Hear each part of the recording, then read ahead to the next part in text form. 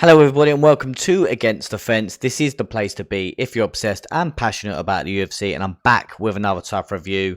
It's the final matchup to determine who's going to be in that lightweight finale. Let's just dive straight into it, because honestly it was such a great fight. We've had two back-to-back great fights now. Obviously Timur and Brad Katona was a great matchup. I didn't think any matchup that was left could top it. But this is Jason Knight we're talking about here, and obviously he's always in exciting fights, and boy did this fight not disappoint. I was very, very impressed with Kurt Holobaugh. Honestly, from the get-go, he was relentless. And obviously, when I break down the fight for you, you'll see why. But yes, I was very, very impressed with Kurt. Hope you're all doing well. Don't forget to drop a like on the video if you haven't done so already. And without further ado, let's just jump straight into it. But we've got Jason Knight taking on Kurt Holobaugh. And Jason Knight, a professional record, 23 wins with 7 losses. And Kurt Holobaugh is 19-7. And this is a little bit different to the matchup we did have in the last episode, because we've got two Michael Chandler guys. And again, Chandler taking a step back. Not getting involved in training, of course, which is fair enough to him. Again, he did put out there if anyone needed any advice, anything like that, just go shout, and it would help them with anything that they did need. But by all means, he did take that step back. But before I get into any bits and bobs that the show entailed, and obviously the coach's challenge, there's a little bit of a question I have for you. So at the start of the episode, that obviously Jason Knight and Kurt Holobaugh were just having their meal prep and things like that. They did obviously have a little one-to-one with each other just to say, listen, we want to keep this fight standing. There's no takedowns in this. Don't be a bitch and go for a takedown. We both know we can stand and bang. Let's stand and throw down.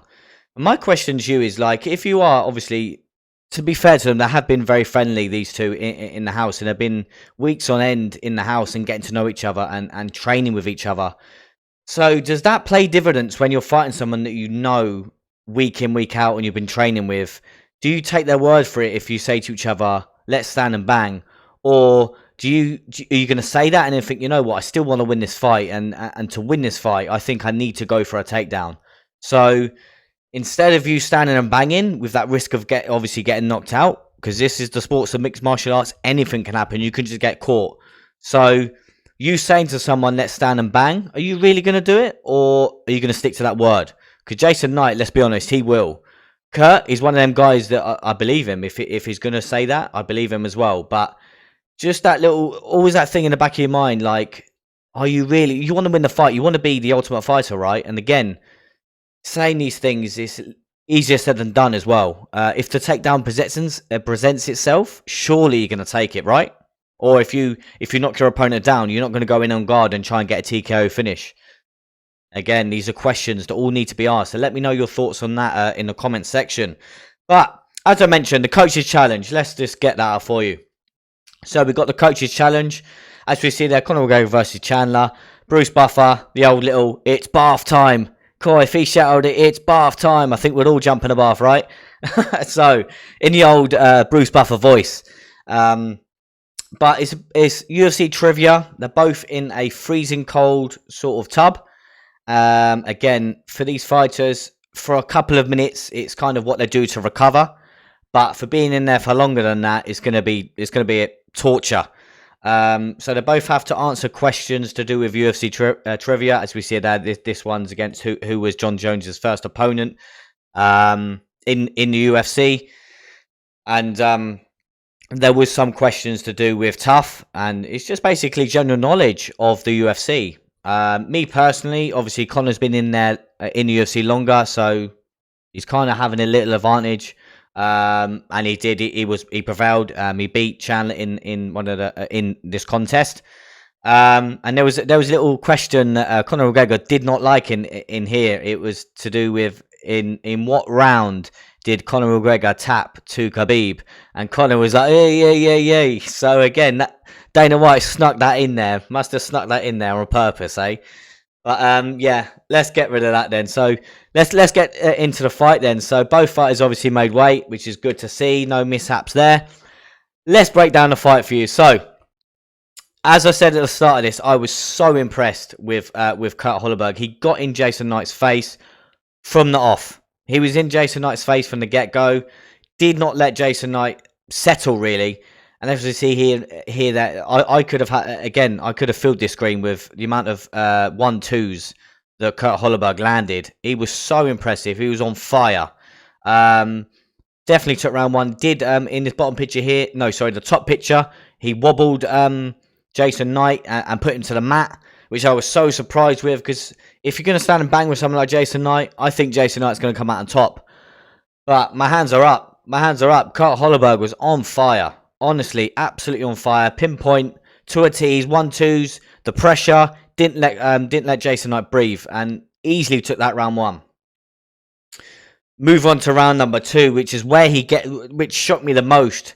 He gets the TKO finish, and as we see there in the bottom picture, the top one, it was the beginning of the end. He had Jason Knight on wobbly legs, curled up in a ball up against the cage, and relentless Kurt was. Body shots to the head. Every time he was going to the body, Jason Knight was covering for the body, and then he was going to the head. The combinations were on point from Kurt, and wow, just wow. He managed to get the TKO finish. Great fight. It was to be fair, Jason Knight's chin, you've got to give it to him. He's always had a chin in the UFC, and even in not when UFC, because he's been in bare knuckle. But Kurt Holobaugh, hats off to Kurt. We've got to give it to him. Superb performance from Kurt Holobaugh.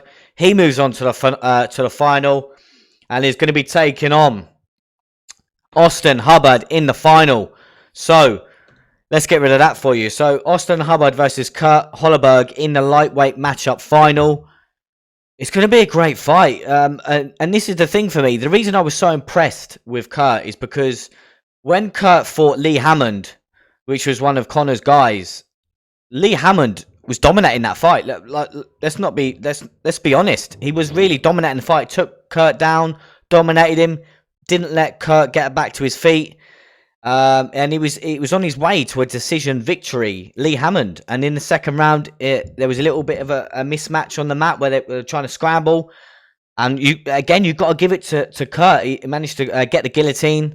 And in this sports and mixed martial arts, these little margins of error, these veterans snap up on it, and this is what happens. So yeah, hats off to Kurt, and that's why I was so impressed with him. But again, he's up against a well-rounded Kurt is up against a well-rounded Austin Hubbard, and if Kurt comes out like he did against Jason Knight, wow, this is going to be a great fight. I did say that Austin Hubbard would win the show in the lightweight division.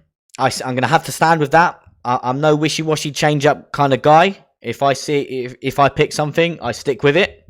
So I'm going to stick with Austin Hubbard. But if Kurt has that performance, Austin is in a world of trouble.